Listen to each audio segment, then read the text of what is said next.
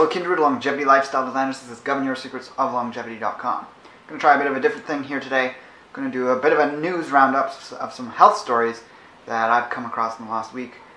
Whether or not this continues on as a regular weekly or bi-weekly video, we'll see how it goes and whether you guys like it. And there was 3 stories that I wanted to share with you guys today. You probably might have heard of them, but this is just my take on them. The first one, which you might have seen being shared around either the story or the viral video that someone else made. Kind of wish I had gotten on top of that. It came out only 2 days ago. It's got like 2 million views. Someone sticking an ice cream sandwich from Walmart out in the sun and it melting. Actually, we haven't had very warm weather here, so it wouldn't have probably worked for me. But the problem was that the ice cream wasn't completely melting. It was getting soft. It almost looked like a marshmallow that had been put over a campfire in some ways. It wasn't actually turning to liquid. And then people were posting videos comparing it to other ice cream sandwiches, and the Walmart one wasn't melting. Now, what I thought was funny was that this doesn't really say much about what's in it.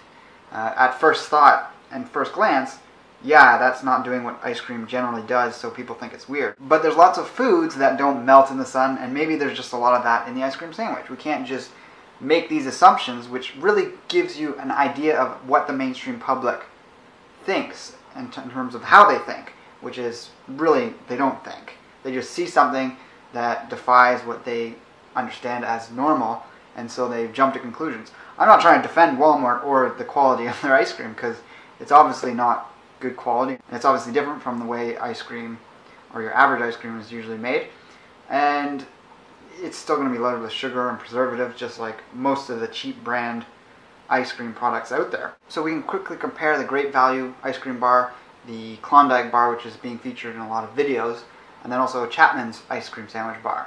All vanilla ice cream sandwiches, generally similar looking, but different ingredients in each. And actually, out of the 3, even though the Walmart ice cream bar, I wouldn't recommend eating it just for health reasons, because it's got a lot of crap in it. It's got less ingredients and less toxic ingredients than even the Klondike bar, and possibly even the Chapman's bar. It's hard to know the quantities of the ingredients and what the overall effect of them would be on your system, but just having a look at the Klondike bar, you see things like propylene glycol monoesters, polysorbate 80, locust bean gum, caramel color, and there's also lots of other things in there that is similar to the Walmart brand and the Chapman's ice cream brand. But that just goes to show you that just judging something on the superficial quality that just seems out of ordinary isn't the way to actually understand something. So when something like this goes viral, it is reflective of the average person's mode of thinking, and it's honestly reflective of the holistic health field as well, and natural health, and the whole communities around that are promoting this and sharing it as if it's some shocking thing that the ice cream's just behaving a little bit differently when the temperature changes. That doesn't really tell us anything. It could be some quality in the gum that's added to the ice cream, and I'm a big fan of avoiding all ice creams that have gum, including organic ice cream brands that have gum written on the label of varying types. And a lot of these cause problems in the long run to our digestion, and even though it's not optimal, Haagen-Dazs, for example, doesn't have any of these added. So typical Haagen-Dazs ice cream is healthier than a lot of these other brands, even the organic, healthy brands of ice cream that do have these added. So really, I just like to encourage a bit of rationality and in-depth thinking that goes into these things, and I really wish these things wouldn't go viral. Well, it's fine things going viral, but it's the reason behind it. I'd rather see things go viral for someone calling out on this toxic ingredient that has research showing it causes cancer, rather than, you know, something just behaving in a weird way. It's like these viral things of like Coke being poured onto the bumper of a car and the rust coming off. It's like, yeah, it's acidic. We've known that for ages. Coke isn't a healthy thing, but that's going to happen with anything of a similar pH. And there's other products out there that would do something similar. And as you can see here also, Chapman's ice cream sandwich looks quite similar in ingredients to the Walmart version.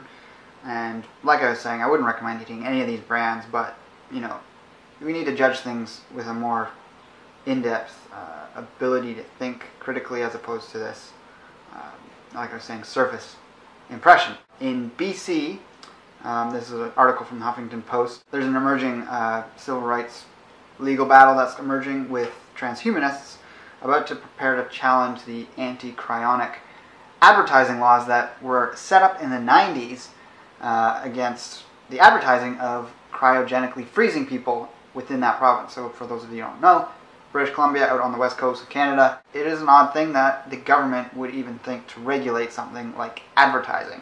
If you read through the article, it says, well, it was bureaucrats in the 90s that were trying to protect people from unsubstantiated claims in advertising, which is really silly when you think about it. That's not the government's job. They don't have the research to be able to prove that something doesn't work. It should really go about that the consumer takes it on themselves to be proactive in understanding things and knowledgeable about what they consume. It's these consumer protectionist laws that have led to a lot of overstepping of political power, and has been used by corporations to use the government to challenge competition in the market. This is probably and almost certainly why Kevin Trudeau was recently targeted. I have no opinion that I'm going to share really on Kevin Trudeau. And really, even though he had a history of shady things that he did, and I don't agree with some of the things he said, there's no reason why he should be arrested for free speech in a book that talked about certain things that then were trying to be challenged. It's surprising more people don't realize the bullshit that goes on and don't cry up about it. But I think people are starting to, and that's why you're seeing perhaps an increased pressure to try and stamp out and challenge people that have these views that are, based in just trying to get stuff that works out into the open and information out there. You're seeing that with the vilification of a lot of these fringe, health-minded people. Really, what you have to do is challenge the points. You don't try and character assassinate. You don't try to take people down and use the government to throw your weight around if you're in the corporate mainstream ideological health world. Now with this push in BC, it does seem like it was just some random weird law that was passed that there wasn't much awareness of when it was happening, but people are now up in arms about it, and they want to change it so that cryogenic companies can advertise their services, which is obviously going to be a hot commodity.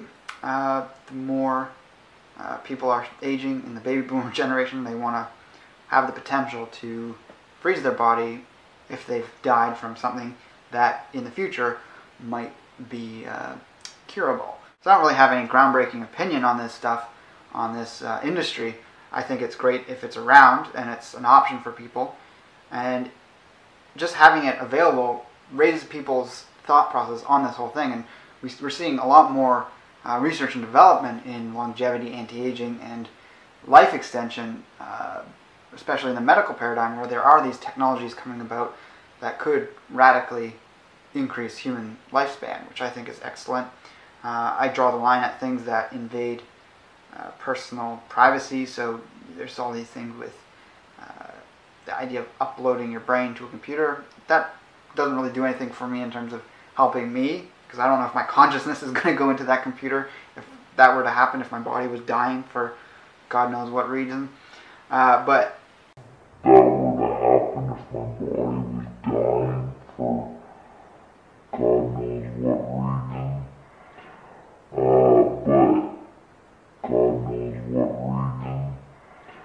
God knows what reason. That were to happen if my body was dying for God knows what reason. But this is all interesting stuff, and I keep on top of this just to know what's going on in the world in this realm. France also has a complete ban on cryonics nationwide, so not even just the advertising, but the actual companies that do it. So that's a funny thing when you consider France is one of the most, if not the most socialized or socialist country in Europe. Increasing state power is just a noose around the neck of the free market that just keeps getting tightened. And when you reach that point where you're taxing your citizens beyond the 50% margin, the state's getting ready to kick that chair from underneath your feet. And yeah, people just lose out when the state gets that big. Third story is that the US FDA is proposing that there's some new laws that should come into place to regulate the drug industry and try to get them to force them to start tweeting the negative side effects of their drugs. I guess some of the positives as well, but it would be quite hilarious considering I don't know of a single drug that you could list the side effects in under 140 characters if we're talking about Twitter. I'm sure they'd be posting in other spaces as well, Facebook and things like that. And this just seems like a bizarre thing to do. It is about trying to generate awareness. The fact that people are so stupid that they wouldn't go and research this stuff before accepting and taking a drug blows my mind. And the fact that it would be available on social media might make people more likely to read it. It's like, do you have any concept of your body and what you put into it? You don't try and like understand what it is you're putting into your body. People actually think like this. It's quite incredible. But this would probably in some respect do harm, even though I'm against any kind of regulation and just allowing free markets to do what they do. The pharmaceutical industry has been so subsidized by government, and these agencies like the FDA have given them so much leeway. I find it kind of laughable that something like this might pass and actually harm them. It probably would harm them unless this was some sort of backward way that they were trying to push more drug acceptance. I think it probably would backfire if they were forced to like tweet out negative side effects of drugs. That could like go viral for some new drug, and everyone who might have been thinking that they would take it would suddenly be frightened by it, and they didn't realize these things. But they're also talking about drug companies being forced to challenge other blogs and places where information is being shared about drugs and them trying to correct that information. So that is where my red flags go up, even though there's one area where it says the FDA said it would not hold a company accountable if a particular author or website failed to correct the misinformation. Well, they'd only be able to hold them accountable if the site and or company was hosted in the US. If the site was hosted somewhere in a Scandinavian country and the person who ran the business both lived and also had the business set up somewhere else other than the US, there's really nothing they could do. But if someone was set up in the US, both the domain as well as their establishment, I'd be concerned that there might be some sort of ramification that could then come down the road.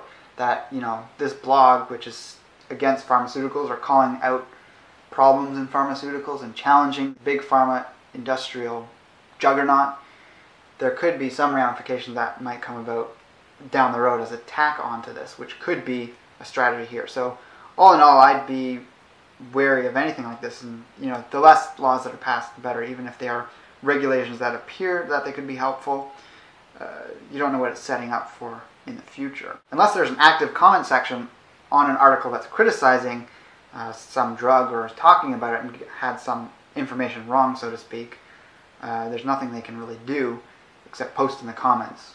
And a lot of articles don't have comments, so what are you going to do? They're going to create their own blog post and link to that article to try and challenge it in the search engine results. So that wraps up these top stories about health in the news. Let me know in the comments below what you think of my comments on some of these articles and whether you want to see me keep doing this in a regular fashion. And also like, favorite, and share this video if you feel so inclined. So with that, I'll talk to you next time. Take care and embrace life without limits.